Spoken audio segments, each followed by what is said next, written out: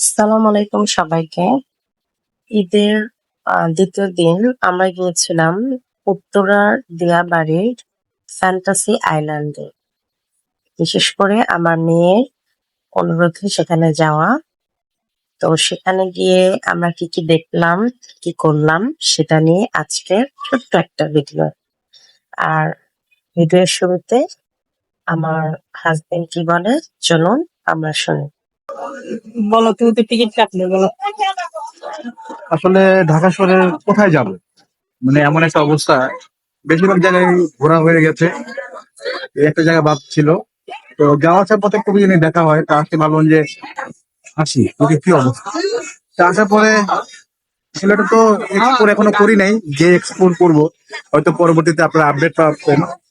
3টা টিকিট কাটলাম, এটা হচ্ছে বাচ্চার জন্য 500 টাকার, এটার মধ্যে তার 6টা রাইড। এর মধ্যে 6টা রাইড আছে। আর আমরা যারা আছি আমরা তো আসলে রাইড উঠবো না, এন্ট্রি ফি 200 টাকা করে। এটার সাথে মনে হয় একটা কি দুইটা মনে হয় রাইড আছে, ওয়ান রাইড ফ্রি, একটা রাইড এখানে ফ্রি আবার আছে। ওই যে ছবিও দেখাচ্ছে। হ্যাঁ, এখানে একটা মজার জিনিস সেটা হচ্ছে যে এখানে একটা সিনেমা হলও আছে, 4টা ছবি, দেয়ালের দেশ, লিপস্টিক, মেঘ কন্যা, হচ্ছে সোনারচর, 200 টাকা করে টিকিট।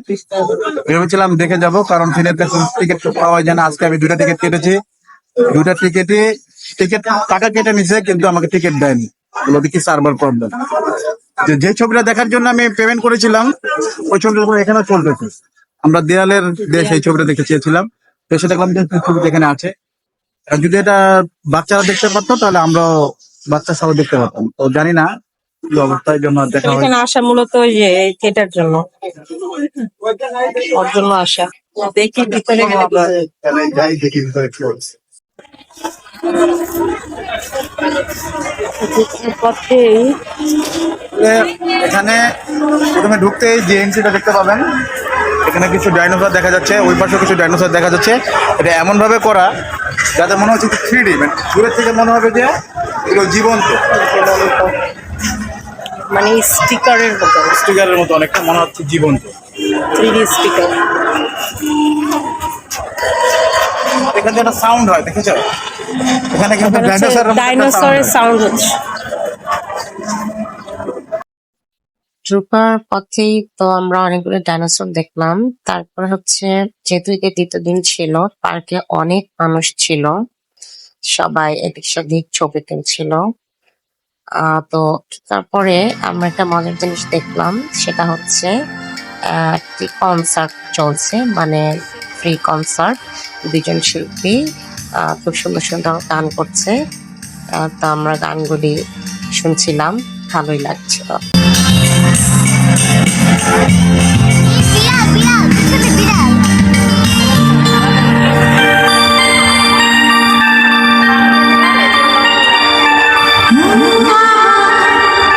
যদিও গানটা অনেক সুন্দর লাগছিল, কিন্তু পুরো গানটা শুনতে পারলাম না, ওই যে কপিরাইট ক্লেম, সেই কারণে। তো যেটা বলছিলাম, যেহেতু ঈদের দ্বিতীয় দিন ছিল, অনেক ভিড় ছিল। আর আসলে আমরা যারা ঢাকা শহরে থাকি, আমাদের তো বিনোদনের তেমন কোনো জায়গা নেই। যে কয়টা আছে হাতে গোনা, মোটামুটি সবগুলোই দেখা হয়ে গেছে। বাকি থাকার মধ্যে যেগুলো রয়ে গেছে সেগুলোতেই আমরা চেষ্টা করি যাওয়ার। যদিও আম, আম, একটু দূরে দূরে পড়ে যায়, আমরা মিরপুরে থাকি, আর এই পার্কটি ছিল উত্তরাতে। কিন্তু আমাদের বাইক থাকার কারণে একটু সুবিধা হয়েছিল আসা যাওয়া করতে। তো প্রথমে যে আমাদের মেয়েকে প্রথম রাইডটিতে চড়ালাম, তো সে অনেক হাত ধরে বসে আছে, দেখাচ্ছে যে অনেক সাহস, কিন্তু আসলে বাস্তবে সেটা না। এই যে রাইডটা চালু হয়ে গেল, তো প্রথম প্রথম দেখেন চেহারা দেখে কিন্তু বোঝা যাচ্ছে যে সে অনেক ভয় পেয়েছে, ভয় পাচ্ছে, ওই যে দেখেন। কিন্তু পরবর্তীতে যখন আমি ওর বাবা হাসাহাসি করছিলাম, তখন আবার সে মুড চেঞ্জ করে ফেলে। মানে এমন ভাব দেখায় যে কিছুই না, কিন্তু আদতে জিনিসটা কিন্তু বাচ্চাদের জন্য ভালোই, মোটামুটি একটু ভয় ছিল। জিনিসটা অনেক উপরে উঠে যাচ্ছে, এই যে আমরা হাসাহাসি করছিলাম, উপরে উঠে যাচ্ছে আবার হুট করে ছেড়ে দিচ্ছে আবার আটকে যাচ্ছে, দেখতে মজাই লাগছিল। এই যে এখন আর কি সে দেখাচ্ছে যে তার কোনো ইমোশন নেই, আর কিছুই মনে হচ্ছে না। আর ওর পাশে যারা তিনজন ছিল তারা কিন্তু মোটামুটি বড়, আহ তো তাদেরকে দেখে মনে হচ্ছিল তারা বেশ ভালোই ভয় পাচ্ছে। ওই যে দেখেন হাসাহাসি হচ্ছে, ছোটর মধ্যে ওই ছিল। ওই যে বলছে যে তার কিছুই লাগছে না, যে ওর বাবা বলছে যে ভালো হয়েছে, অনেক ভয় পাচ্ছে। তো নেমে আসার পরেও আমি আরেকবার জিজ্ঞেস করলাম যে ভয় লেগেছে কিনা, বলে যে না। তারপরে আমরা দেখছিলাম যার কোন কোন রাইড আছে। তো আরেকটা রাইডে আমরা হচ্ছে, ওর টিকিটের সাথে 6টা রাইড ছিল ফ্রি। তো আরেকটা রাইডে চড়ার জন্য সে লাইন ধরেছে, সেটা হচ্ছে ওই যে নৌকার মতো যে দুলে, কি জানি বলে এটাকে, পাইরেটস বোট না কি জানি বলে, শান্তা মারিয়াম এরকম কিছু হবে আর কি। তো এইখানে উঠে সে আসলেই ভয় পেয়েছে, কারণ ওখানে একটাই চিকন গলা শুনতে পাচ্ছিলাম এবং সেটা ছিল তার। পরবর্তীতে আমি এই রাইডটা উঠেছিলাম শেষের দিকে।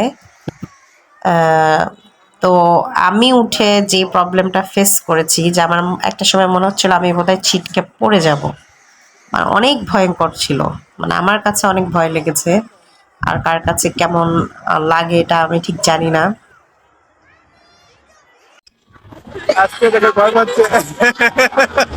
আজকে সারাকে তো ভয় পাচ্ছে, সেই লেভেলের ভয়। সারাকে তো আজকে ভয় পাচ্ছে, সেই লেভেলের ভয়। উচিত শিক্ষা হয়েছে। দেখুন আপনাকে দেখাই, দেখুন কি জোরে চিৎকার দেয়।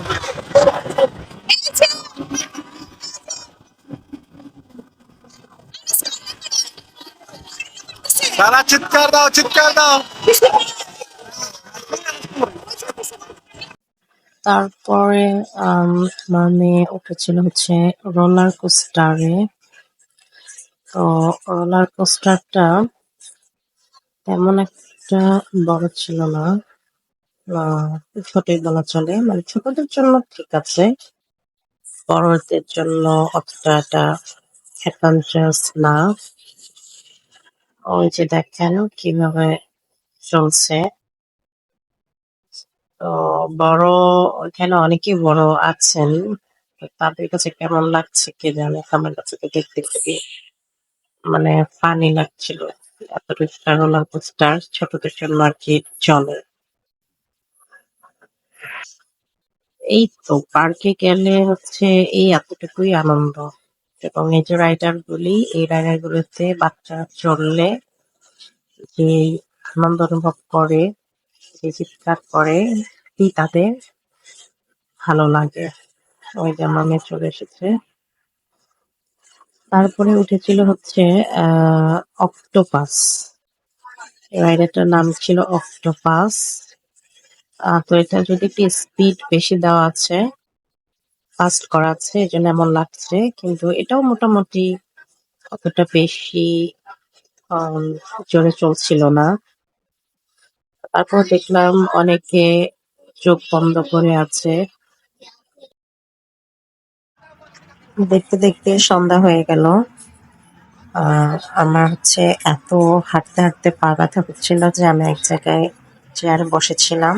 আর ওই যে দূরে মেয়ে আর মেয়ের বাবা হচ্ছে পাম্প কারে ওঠার জন্য লাইন ধরেছিল, এবং এখানে প্রায় আধা ঘন্টার উপরে লাইন ধরে দাঁড়িয়েছিল, কিন্তু তারা পাম্প কারে উঠবে।